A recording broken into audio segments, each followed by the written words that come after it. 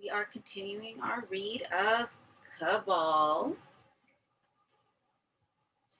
Today we are starting part 4. I can't believe we're almost done. Part 4, Saints and Sinners. You want my advice? Kiss the devil, eat the worm. Jan de Moy, Another Matter, or Man Remade. 15. The Toll. 1. The sun rose like a stripper, keeping its glory well covered by a cloud till it seemed there'd be no show at all, then casting off its rags one by one. As the light grew, so did Boone's discomfort. Rummaging in the glove compartment, Laurie rooted out a pair of sunglasses, which Boone put on to keep the worst of the light from his sensitized eyes. Even then, he had to keep his head down, his face averted from the brightening east. They spoke scarcely at all. Laurie was too concerned to keep her weary mind on the task of driving, and Boone made no attempt to break the silence. He had thoughts of his own, but none that he could have articulated to the woman at his side. In the past, Laurie had meant a great deal to him, he knew, but making contact with those feelings now was beyond him. He felt utterly removed from his life with her, indeed from life at all. Through the years of his sickness, he clung always to the threads of consequence he saw in living, how one action resulted in another, this feeling and that. He got through, albeit with stumbling steps, by seeing how the path behind him became the one ahead. Now he could see neither forward nor backward, except dimly. Clearest in his head, Baphomet, the divided one. Of all Midian's occupants, it was the most powerful and the most vulnerable, taken apart by ancient enemies, but preserved, suffering and suffering in the flame Lyles Burke had called the trial fire. Boone had gone into Baphomet's pit, hoping to argue his case, but it was the baptizer that had spoken oracles from a severed head. He could not now remember its pronouncements, but he knew the news had been grim. Among his memories of the whole and the human, sharpest was that of Decker. He could piece together several fragments of their shared history and knew it would enrage him, but he could not find himself to hate the man who'd led him to Midian's deeps, any more than he could love the woman who'd brought him out of them. They were part of his other biography, not quite his. What Laurie understood of his condition he didn't know, but he suspected she remained for the most part ignorant. Whatever she guessed, she seemed content to accept him as he was, and in a simple animal way he needed her presence too much to risk telling her the truth, assuming that he could have found the words. He was as much and as little as he was, man, monster, dead, alive. In Midian, he'd seen all these states in a single creature. They were, most likely, all true of him. The only people who might have helped him understand how such contraries could exist were behind him in the necropolis. They'd only begun the long process of educating him in Midian's history when he defied them. Now he was exiled from their presence forever, and he'd never know.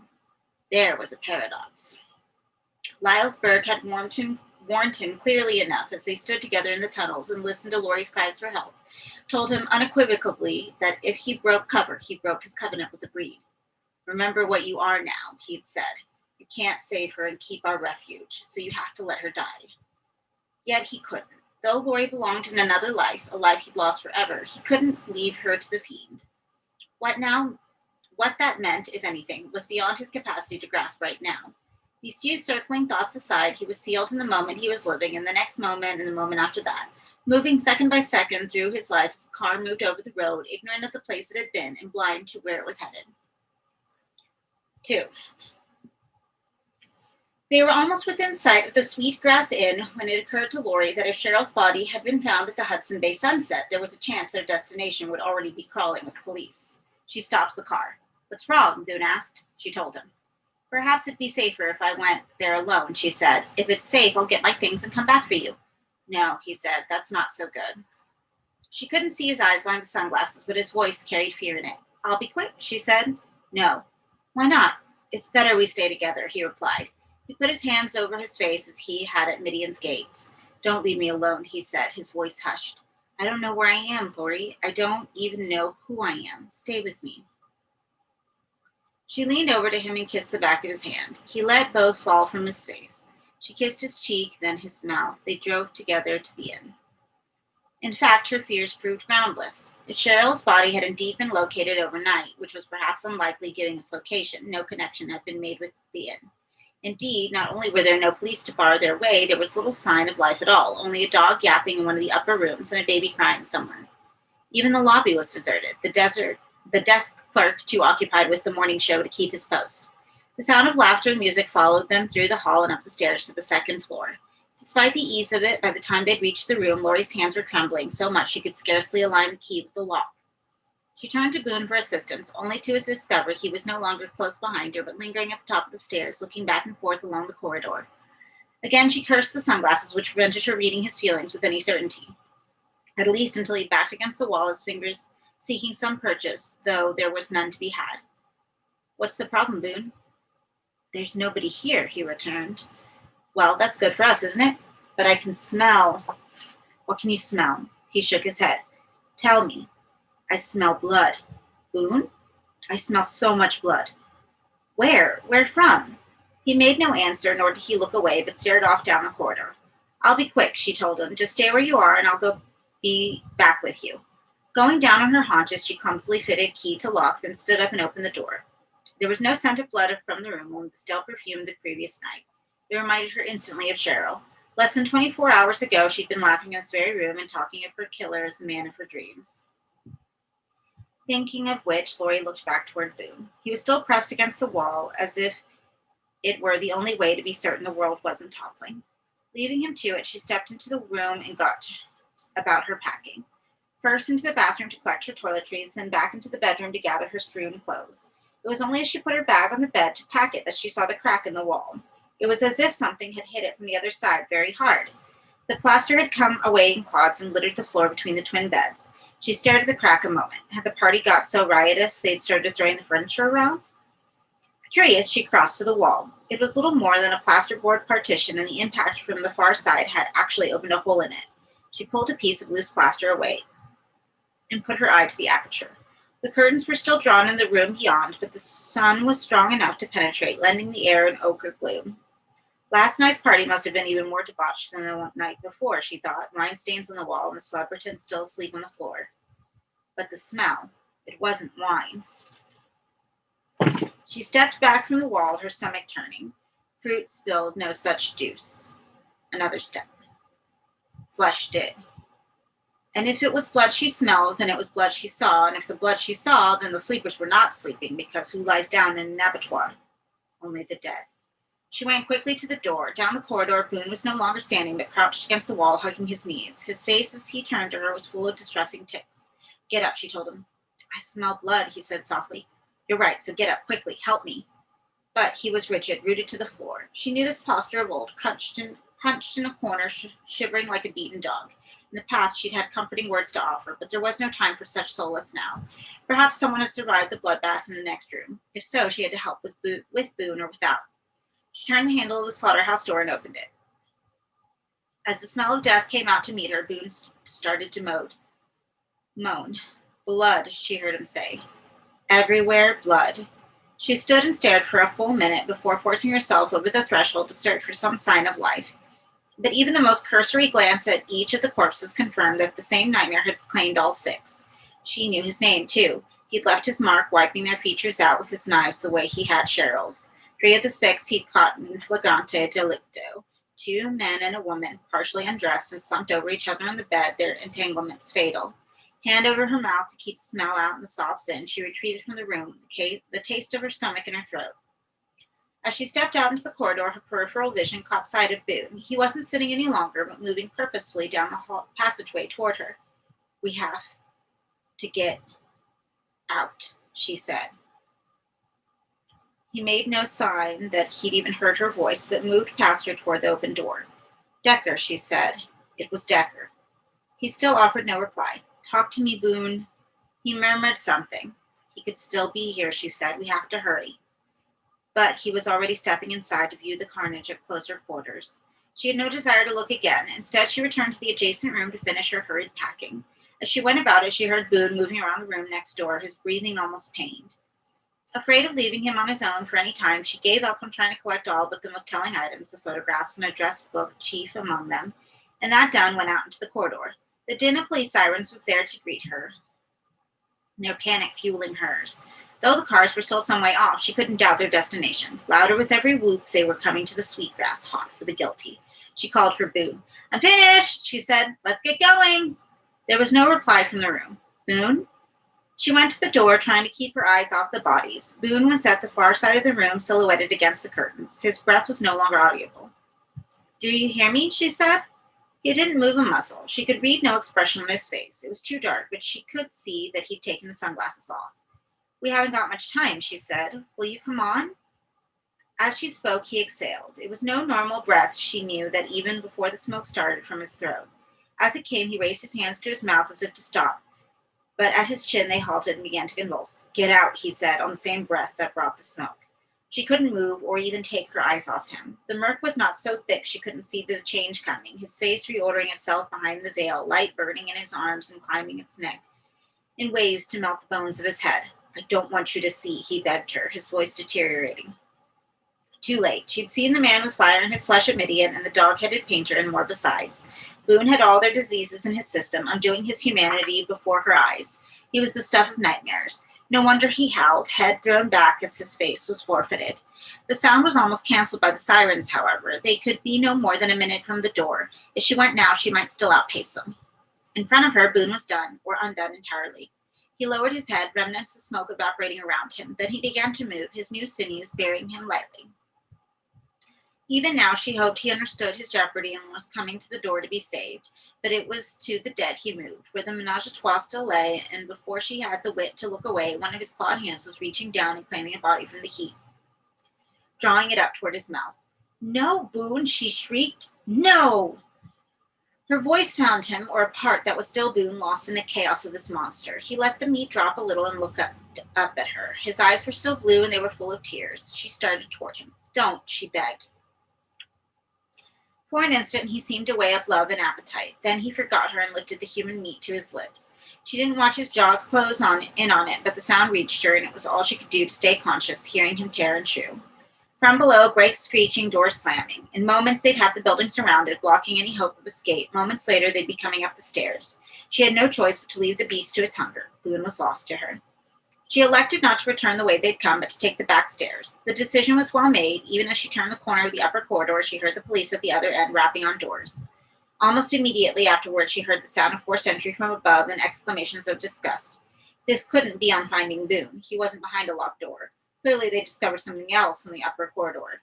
She didn't need to hear the morning news to know about that. Her instinct told her how thorough Decker had been the night before. There was a dog alive somewhere in the building, and he'd overlooked a baby in his heat, but the rest he'd taken. He'd come straight back from his failure at Midian and killed every living soul in the place. Above and below, the investigating officers were discovering that very fact, and the shock of it made them incompetent. Lori had no difficulty slipping out of the building and away into the scrub of the back. Only as she reached the cover of trees did one of the cops appear around the corner of the building, but even he had business other than the search. Once out of sight of his colleagues, he threw up his breakfast in the dirt, then scrupulously wiped his mouth with his handkerchief and went back to the job at hand. Secure that they wouldn't start a search of the exterior until they'd finished inside, she waited. What would they do to Boone when they found him? Shoot him down, most likely. There was nothing she could think of to prevent it. But the minutes passed, and though there were shouts from within, there was no sound of gunfire. They must have found him by now. Maybe she'd get a better grasp of what happened from the front of the building. The inn was shielded by three sides of shrubbery and trees. It wasn't difficult to make her way through the undergrowth to the flank, her movement countered by an influx of rifle-bearing cops from the front to take up stations at the rear exit. Two more patrol cars were arriving at the scene. The first contained further armed troopers, the second a selection of interested parties. 2 ambulance vans followed. They'll need more, she thought grimly. A lot more. Though the congregation of so many cars and armed men had attracted an audience of passerby, the scene at the front was subdued, even casual. There were as many men standing and staring at the building as moving to enter and explore it. They grasped the point now. The place was a 2-story coffin. More people had been murdered here in one night than had died by violence and sheer neck over its entire existence. Anyone here this bright morning was part of history. The knowledge hushed them. Her attention went from the witnesses to a knot of people standing around the lead car. A break in the circle of debaters allowed her to glimpse the man at its center. Sober-suited, polished spectacles glinting in the sun, Decker held court. What was he arguing for? A chance to coax his patient out into the open air?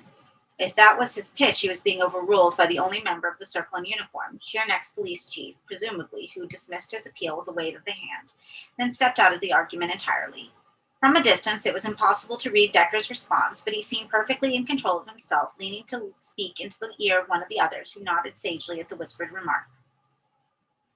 Last night, Laurie had seen Decker the madman unmasked. Now she wanted to unmask him again, strip away this facade of civilized concern. But how? If she stepped out of hiding and challenged him, tried to begin to explain all she'd seen in the last 24 hours, they'd be measuring her up for a straitjacket before she'd taken a second breath. He was the one in the well-cut suit with the doctorate and the friends in high places. He was the man, the voice of reason and analysis. While she, mere woman, what credentials did she have? Lover of a lunatic and sometimes beast? Decker's midnight face was quite secure. There was a sudden eruption of shouts from inside the building, and on an order from their chief, the troopers outside leveled their weapons at the front door.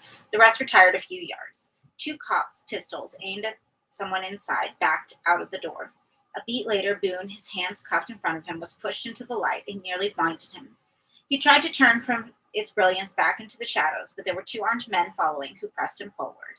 There was no sign remaining of the creature Laurie had seen him become, but there was an ample reminder of his hunger. Blood glued his t-shirt to his chest and splattered his face and arms. There was some applause from the audience, ununiformed and otherwise, at the sight of the killer chained. Decker joined it, nodding and smiling as Boone was led away, head averted from the sun, and put into the back of one of the cars. Laurie watched the scene with so many feelings grappling for her attention. Relief that Boone had not been shot on sight, mingled with horror at what she now knew he was, rage at Decker's performance, and disgust at those who were taken in by it. So many masks. Was she the only one who had no secret life, no other sense, no other self in marrow or mind? If not, then perhaps she had no place in this game of appearances. Perhaps Boone and Decker were the true lovers here, swapping blows and faces, but necessary to each other. And she'd hugged this man, demanded he embrace her, put her lips to his face.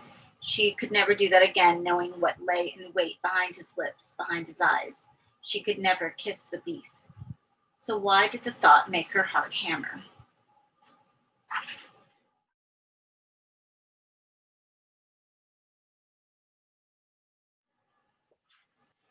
"16, now or never. 1. What are you telling me? That there's more of these people involved? Some kind of cult?" Decker drew breath to deliver his warning about Midian again. The troopers called their chief everything but his name behind his back. 5 minutes in his presence, and Decker knew why. 10, and he was plotting the man's dismemberment. But not today. The day he needed Irwin Eigerman, and Eigerman did he, but know it, needed him. While daylight lasted, Midian was vulnerable, but they had to be swift. It was already 1 o'clock. Nightfall might still be a good distance away, but so was Midian. To get a task force out there to uproot the place was the work of several hours, and every minute lost to argument was a minute lost to action. "Beneath the cemetery," Decker said, beginning again at the place he began half an hour before. Eigerman scarcely made a pretense of listening. His euphoria had increased in direct proportion to the number of bodies brought out the Sweetgrass Inn, a count that presently stood at 16. He had hopes for more. The only human survivor was a year-old baby found in a tumble of blood-soaked sheets. He had taken her out of the building himself for the benefit of the cameras. Tomorrow the country would know his name. None of this would be possible without Decker's tip-off, of course, which was why he was humoring the man.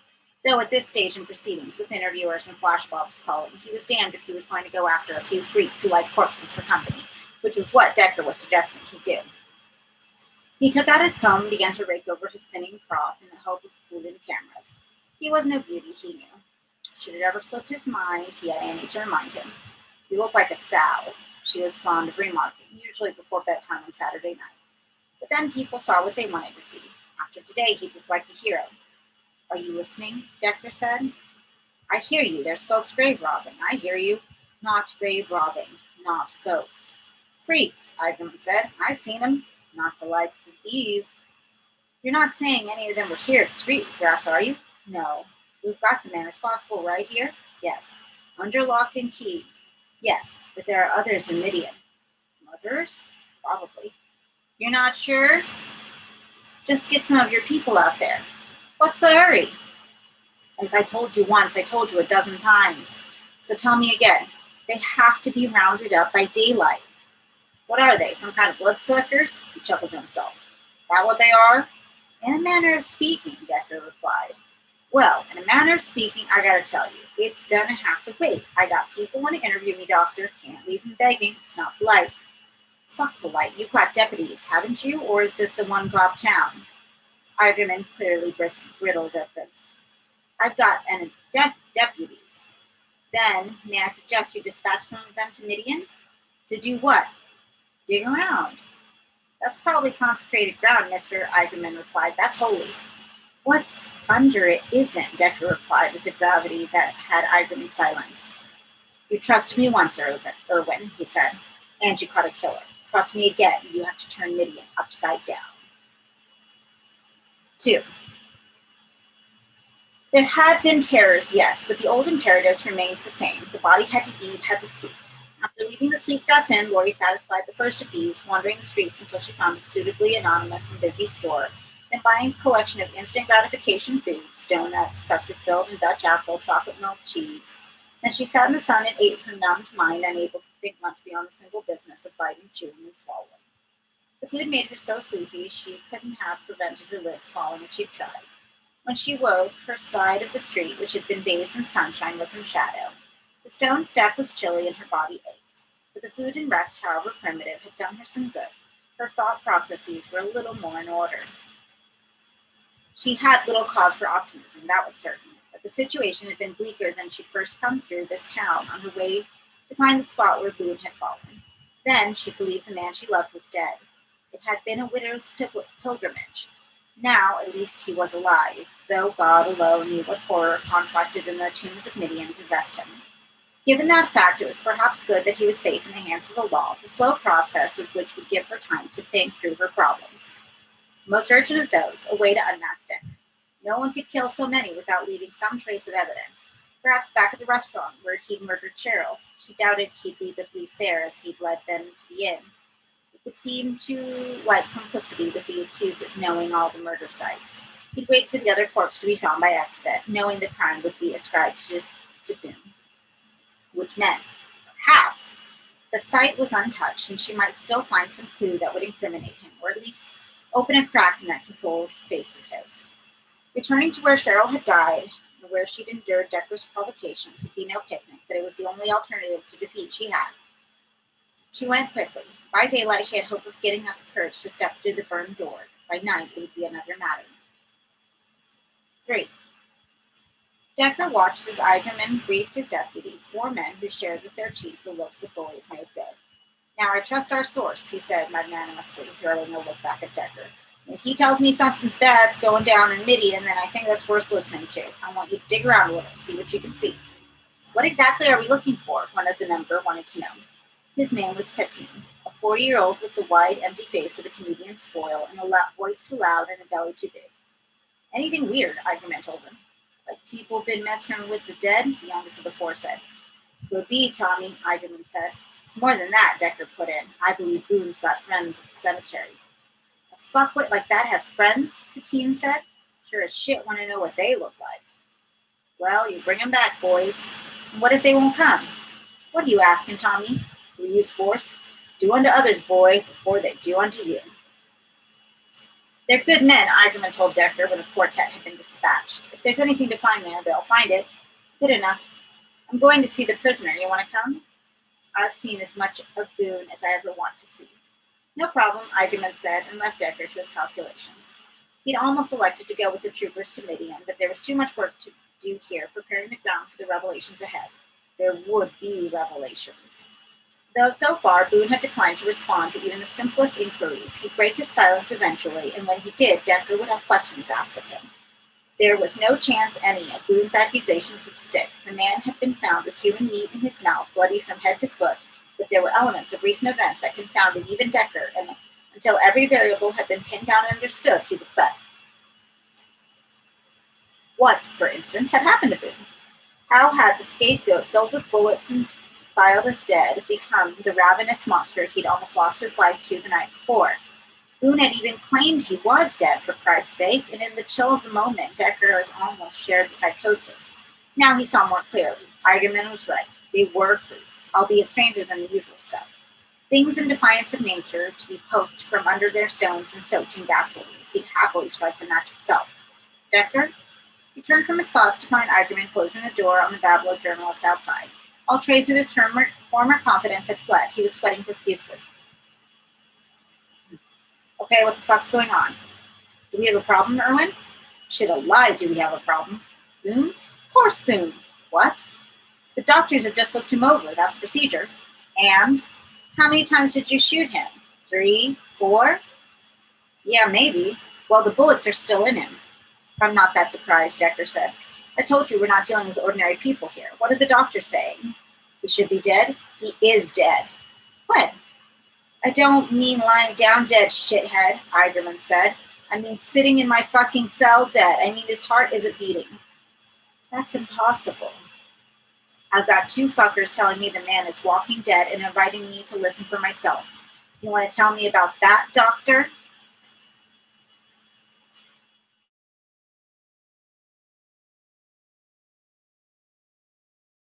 "17. Delirium."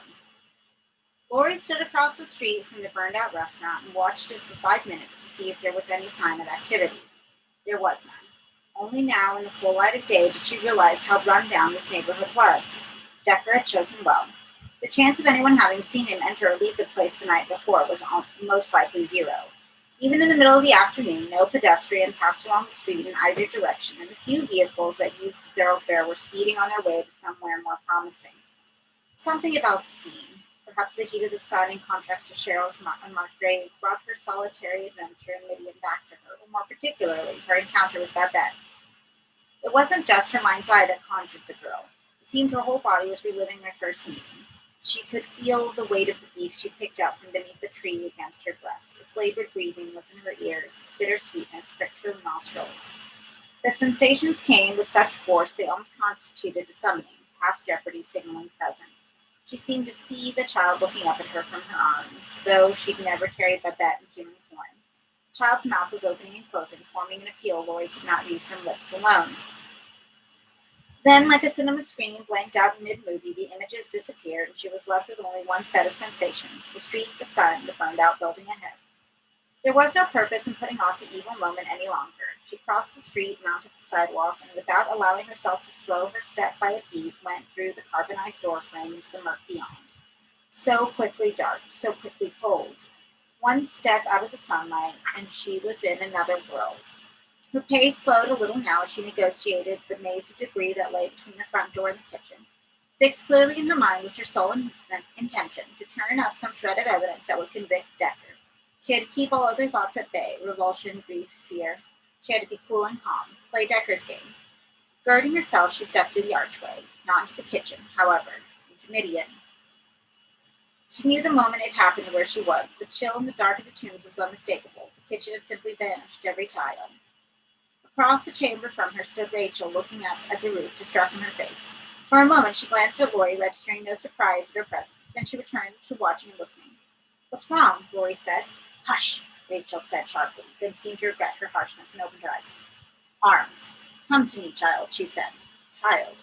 So that was it. She wasn't in Midian. She was in Babette, seeing with the child's eyes. The memories she'd felt so strongly on the street had been a prelude to a union of minds. "Is this real?" she said. "Real," Rachel whispered. "Of course it's real." The words faltered, and she looked at her daughter with inquiry on her face. "Babette?" she said. "No," Lori replied. "Babette, what have you done?" She moved toward the child, who backed away from her. Her view through the stolen eyes brought a taste of the past back. Rachel seemed impossibly tall, her approach ungainly. "What have you done?" she asked a second time. "I brought her," the girl said, "to see." Rachel's face became furious. She snatched at her daughter's arm, but the child was too quick for her. Before she could be caught, she scooted away out of Rachel's reach. Lori's mind eye went back with her, dizzy by the ride. "Come back here," Rachel whispered. Babette ignored the instructions and took to the tunnels, ducking around corner after corner with the ease of one who knew the labyrinth back to front. The route took runner and passenger off the main thoroughfares and into darker, narrow passages until Babette was certain she was not being pursued. They had come to an opening in the wall, too small to allow a delve passage. Babette clambered through into a space no larger than a refrigerator and was cold. This was the child's hideaway. Here she sat to draw breath, her sensitive eyes able to pierce the total darkness. Her few treasures were gathered around her: doll made of grasses and crowned with spring flowers, 2 bird skulls, a small collection of stones. For all her otherness, Babette was in this like any child, sensitive, ritualistic. Here was her world. That she'd let Lori see it was no small compliment. But she hadn't brought Lori here simply to see her hoard. There were voices overhead, close enough to be heard clearly. Ooh, will you look at this shit? You could hide a fucking army here. Don't say it, Cass. Shit in your pants, Tommy? Nope. Sure smells like it. Fuck you. Shut up, the both of you. We got work to do. Where do we start? We look for the signs of disturbance. There's people here. I feel them. Decker was right. So let's get these fuckers out where we can see them. You mean go down? I ain't going down. No need. So how the fuck do we bring them up, asshole? The reply wasn't a word, but a shot ringing off stone. Be like shooting fish in a barrel, somebody said. If they won't come up, they can stay down there permanent. Saves digging a grave. Who are these people? Lori thought. No sooner had she asked the question than Babette was up and clambering into a narrow duct that led off from her playroom. It was barely large enough to accommodate her small body. A twinge of claustrophobia touched Lori, but there was compensation. Daylight up ahead, and the fragrance of the open air, which, warming Babette's skin, warmed Lori too. The passage was apparently some kind of drainage system. The child squirmed through an accumulation of debris, pausing only to turn over the corpse of a shrew that had died in the duct. The voices from overground were distressingly close. I say we just start here and open it up like every damn tube until we find something to take home. Nothing here I want to take home. Shit, 18. I want prisoners, as many of the fuckers as we can get. Shouldn't we call in first? A fourth speaker now asked. This dissenting voice had not so far been heard in the exchanges. Maybe the chief's got fresh instructions for us. Fuck the chief, the teen said. Only if he says please, came the response from Cass. Amid the laughter that followed, there were several other remarks exchanged, obscenities mostly. It was Patine who silenced the hilarity. Okay, let's get the fuck on with it. Sooner the better, said Cass. Ready, Tommy? I'm always ready. The source of the light Babette was crawling toward now became apparent, a lattice grill in the side of the tunnel. Keep out of the sun, Lori found herself thinking. It's all right, Babette's thoughts replied. Clearly, this wasn't the first time she'd used the spy hole. The grill offered a view of the avenues, but was so placed to the mausoleum wall that direct sunlight did not fall through it. Babette put her face close to the grill to get a clearer grasp of the seat outside. Lori could see 3 of the 4 speakers. All were in uniform. All, despite their great talk, looked like men who could think of a dozen better places to be than this. Even in broad daylight, armed to the teeth and safe in the sun, they were ill at ease. It wasn't difficult to guess why. Had they come to take prisoners from a tenement block, they'd be none of half the glances and nervous ticks on display here. But this was death's territory, and they felt like trespassers. In any other circumstances, she would have taken some delight in their discomfiture, but not here, not now. She knew what men afraid of their fear were capable of. They'll find us, she heard Babette think. Let's hope not, her thoughts replied. But they will, the child said. The prophetic says so. Who? Babette's answer was an image of a creature Lori had glimpsed when she'd gone in pursuit of Boone in the tunnels, the beast with larval wounds lying on a mattress in an empty cell. Now she glimpsed it in different circumstances, lifted up above the heads by a congregation, by 2 Greek down, whose sweating arms the creature's burning blood coursed. It was speaking, though she couldn't hear its words. Prophecies she pursued, and among them this scene. They'll find us and try to kill us all, the child thought. And will they? The child was silent. Will they, Babette? The prophetic can't see because it's one of those who will die. Maybe I'll die too. The thought had no voice, so came this pure feeling, a wave of sadness that Lori had no way to resist or heal. One of the men, Lori now noticed, had sidled toward his colleague and was surreptitiously pointing at a tomb to their right. Its door stood slightly ajar. There was a movement within. Lori could see what was coming, so could the child. She felt a shudder run down Babette's spine, let her fingers curl around the lattice, gripping it in anticipation of the horror ahead. Suddenly, the 2 men were at the tomb door and kicking it wide. There was a cry from within. Somebody fell. The lead cop was inside in seconds, followed by his partner, the din alerting the 3rd and 4th to the tomb door. Out of the way, the cop inside yelled. The trooper stepped back, and with a grin of satisfaction on his face, the arresting officer dragged his prisoner out of hiding, his colleague kicking from behind. Lori caught only a glimpse of their victim, but quick-eyed Babette named him with a thought. Onaka. On your knees, asshole, the cop bringing up the rear demanded, and kicked the legs from under the prisoner. The man went down, bowing his head to keep the sun from reaching the defense of his wide-brimmed hat. Good work, Gibbs, the teen grinned. So where's the rest of them? The youngest of the four, a skinny kid with coxcomb, demanded. Underground, Tommy, the fourth man announced. That's what Eigerman said. Gibbs closed in on Onaka. We'll get this fuckface to show us, he said. He looked up at Tommy's companion, a short, white man. You're good with questions, Cass. And nobody ever said no to me, the man replied. True or false? True, said Gibbs. You want this man on your case? Bettine asked Onaka. The prisoner said nothing. Don't think he heard, Gibbs said. You ask him, Cass. Sure enough. Ask him hard. Cass approached Onaka, reaching down and snatching the brimmed hat from his head. Instantly, Onaka began to scream. Shut the fuck up, Cass yelled at him, kicking him in the belly. Onaka went on screaming, his arms crossed over his bald head to keep the sun off as he clambered to his feet. Desperate for the support of the dark, he started back toward the open door, but young Tommy was already there to block his way. Good man, Tommy, Bettine hollered. Go get him, Cass.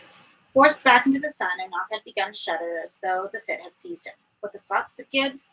The prisoner's arms no longer had the strength to protect his head. They fell to his sides, smoking, leaving Tommy to look straight into his face. The boy cop didn't speak. He just took 2 stumbling steps backwards, dropping his rifle as he did. What are you doing, dickhead? Bettine yelled. Then he reached and took hold of Onaka's arm to prevent him claiming the dropped weapon. In the confusion of the moment, it was difficult for Laurie to see what happened next, but it seemed Onaka's flesh gave way. There was a cry of disgust from Cass and one of fury from Bettine as he pulled his hand away, dropping a fistful of fabric and dust. What the fuck? Tommy shouted. What the fuck? Shut up, Gibbs told him, but the boy had lost control. Over and over the same question. What the fuck? Unmoved by Tommy's panic, Cass went in to beat Onaka back down to his knees. The blow he delivered did more than he intended. He broke Onaka's arm at the elbow, and the limb fell off at Tommy's feet. His shouts gave way to puking. Even Cass backed off, shaking his head in disbelief. Onaka was past the point of no return. His legs buckled beneath him, his body growing frailer and frailer beneath the assault of the sun. But it was his face, turned now toward Bettine, that brought the loudest shouts as the flesh dropped away and smoke rose from his eye sockets as though his brain were on fire. He no longer held. There was no strength in his body left for that. He simply sank to the ground, head thrown back as if to invite the sun's speed and have the agony over. Before he hit the paving, some final stitch in his being snapped with a sound like a shot. His decaying remains flew apart in a burst of blood, dust, and bones. Laurie willed Babette to look away, as much for her own sake as that of the child, but she refused to avert her eyes. Even when the horror was over, Onaka's body spread in pieces across the avenue. She still pressed her face to the grill as if to know this death by sunlight in all its particulars. Nor could Laurie look away while the child stared on. She shared every quiver in Babette's limbs, tasted the tears she was holding back so as not to let them cloud her vision. Onaka was dead, but his executioners were not yet finished in their business. While there was more to see, the child kept watching. Tommy was trying to wipe splattered puke from the front of his uniform. Bettine was kicking over a fragment of Onaka's corpse. Cass was taking a cigarette from Gibbs' breast pocket. Give me a light, will you? He said. Gibbs dug his trembling hand to his trouser pocket for matches, his eyes fixed on the smoking remains. Never saw nothing like that before, Bettine said, almost casually. You shit yourself this time, Tommy? Gibbs said. Fuck you, came the reply. Tommy's fresh skin was flushed red. Cass said we should have called the chief, he said. He was right. What the fuck does Eigerman know? Bettine commented and spat the red dust at his feet. You see the face in that fucker? Tommy said. You see the way it looked at me? I was near dead, I tell you. He could have had me. What's going on here? Cass said. Gibbs had the answer almost right. Sunlight, he replied. I heard there's diseases like that. Was the sun got him. No way, man, said Cass. I never seen or heard of nothing like that. Well, we seen and heard it now, said Bettine with more than a little satisfaction. We're no hallucination. So what do we do? Gibbs wanted to know. He was having difficulty getting the match in his shaking fingers to the cigarette between his lips. We look for more, said Bettine, and we keep looking. I ain't, said Tommy. I'm calling the fucking chief. We don't know how many of these freaks there are. There could be hundreds. You said so yourself. Hide a fucking army, you said. What are you so scared of? Gibbs replied. You saw what the sun did to it. Yeah, and what happens when the sun goes down, fuckwit, was Tommy's retort. The match flame burned Gibbs' fingers. He dropped it with a curse. I seen the movies, Tommy said. Things come out at night. Judging by the look on Gibbs' face, he'd seen the same movies. Maybe you should call some help, he said, just in case. Laurie's thoughts spoke hurriedly to the child. You must warn Rachel. Tell her what we've seen. They know already, came the child's reply. Tell them anyway. Forget me. Tell them, Babette, before it's too late. I don't want to leave you. I can't help you, Babette. I don't belong with you. She tried to prevent the thought coming, but it was too late. I'm normal. The sun won't kill me the way it'll kill you. I'm alive. I'm human. I don't belong with you. She had no opportunity to qualify this hurried response. Contact was broken instantly, the view from their bedsides disappearing, and Lori found herself standing on the threshold of the kitchen.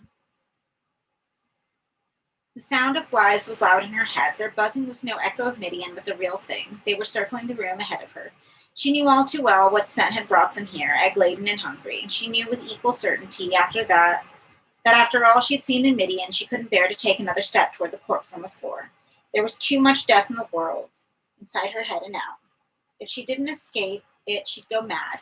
She had to get back into the open air where she could breathe freely, maybe find some unremarkable shop girl to talk to about the weather, about the price of sanitary napkins, anything as long as it was banal, predictable. But the flies wanted to buzz in her ears. She tried to swat them away.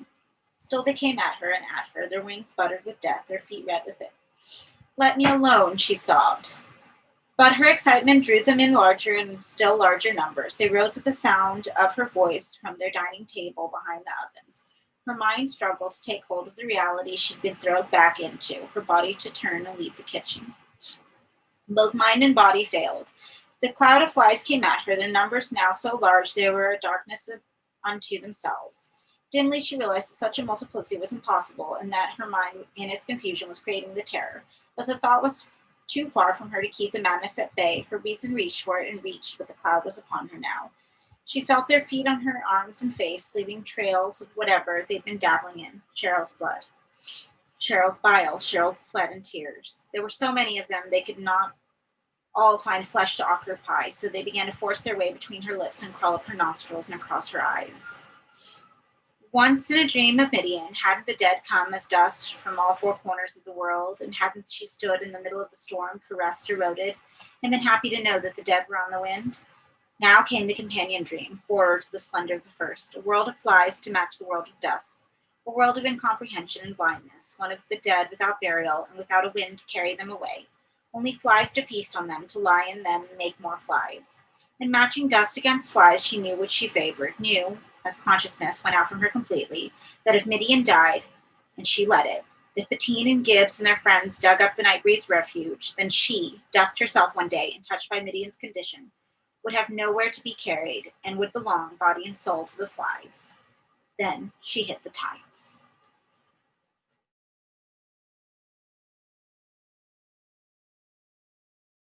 "18. The Wrath of the Righteous. 1. For Eigerman, bright ideas and excretion were inextricably linked. He did all his best thinking with his trousers around his ankles. More than once in his cups he'd explained to any who'd listen that world peace and a cure for cancer could be achieved overnight if the wise and the good would just sit down and take a crap together. Sober, the thought of sharing that most private of functions would have appalled him. The can was a place for solitary endeavor, where those weighed down by high office could snatch a little time to sit and meditate upon their burdens. He studied the graffiti on the door in front of him. There was nothing new among the obscenities, which was reassuring, just the same old itches needing to be scratched. It gave him courage in the face of his problems, which were essentially twofold. First, he had a dead man in custody. That, like the graffiti, was an old story. The zombies belonged in the late movie as sodomy did on the laboratory wall. They had no place in the real world, which brought him to the second problem, the panicked call from Tommy Can, reporting that something bad was going down in Midian. To those two, on reflection, he now added a third, Decker. He wore a fine suit and he talked fine talk, but there was something unwholesome about him. Eigerman hadn't admitted the suspicion to himself until now, sitting on the crapper, but it was plain as his dip. Once he thought about it. The bastard knew more than he was telling, not just about the dead man Boone, but about Midian and whatever was going on there. If he was setting Sheernek's finest up for a fall, then there'd be a reckoning time. Sure as shit, and he'd regret it. Meanwhile, the chief had to make some decisions. He'd begun the day a hero, leading the arrest of the Calgary killer, but instinct told him events could very quickly get out of hand. There were so many imponderables in all of this, so many questions to which he had no answers. There was an easy way out, of course. He could call up his superiors in Edmonton and pass the whole fuck-up along to them to deal with. But if he gave away the problem, he also gave away the glory. The alternative was to act now, before nightfall. Tommy had kept saying, and how far was that? 3-4 hours to root out the abominations of Midian. If he succeeded, he'd double his helping of accolades. In one day, he'd not only have brought a human evil to justice, but scoured the cesspit of which he'd found succor, an appealing notion. But again, the unanswered questions raised their heads, and they weren't pretty. If the doctors who'd examined Boone and the reports coming out of Midian were to be trusted, then the things he'd heard only in stories were true today. Did he really want to pit his wits against dead men who walked in beasts that some might kill? He sat and cracked and weighed up the alternatives. It took him half an hour, but he finally came to a decision. As usual, once the sweat was over, it looked very simple. Perhaps today the world was not quite the way it had been yesterday. Tomorrow, God willing, would be its old self, dead man dead and sodomy on the walls where it belonged. If he didn't seize his chance to become a man of destiny, there wouldn't be another, at least not till he was too old to do more than tend to his hemorrhoids. This was a God-given opportunity to show his mettle. He couldn't afford to ignore it. With new conviction in his gut, he wiped his ass, pulled up his pants, flushed the crapper, and went out to meet the challenge head on. 2. I want volunteers, Cormac, who'll come out to Midian with me and get digging. How soon do you need them? Now. We don't have much time. Start with the bars. Take Holiday with you. What are we telling him it's for? Argument mused on this for a moment. What to tell? Say we're looking for grave robbers. That'll get a sizable turnout. Anyone with a gun and a shovel is eligible. I'm wanting mustard in an hour. Lesson, you can do it. Decker smiled as Cormac went on his way. You happy now? Ackerman said. I'm pleased to see you taking my advice.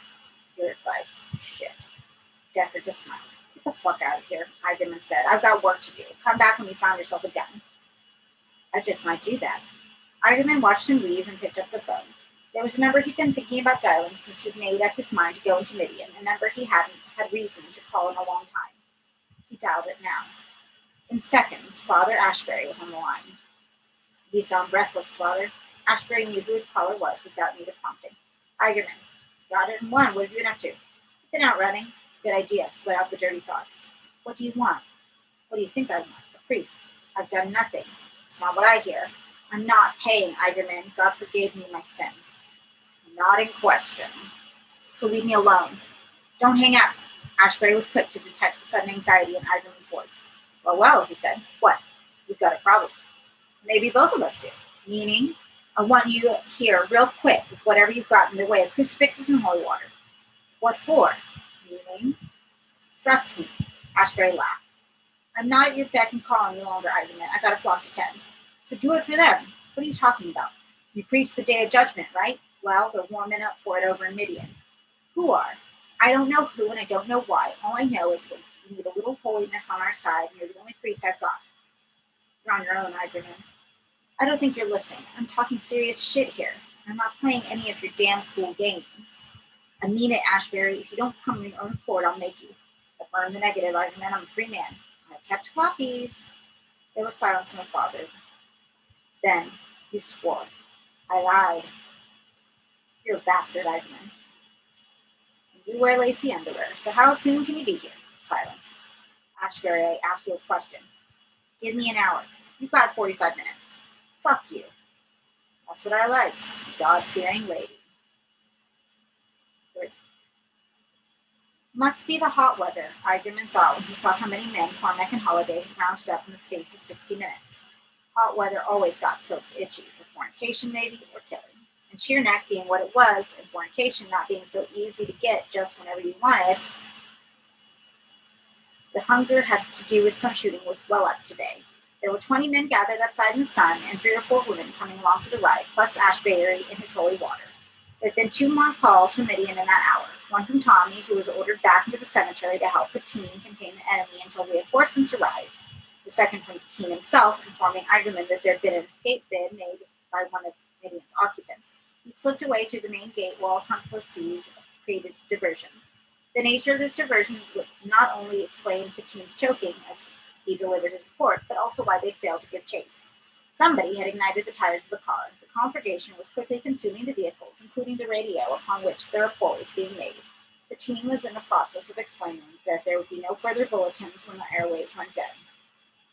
Eigerman kept this information to himself for fear it cooled anyone's appetite for the adventure ahead.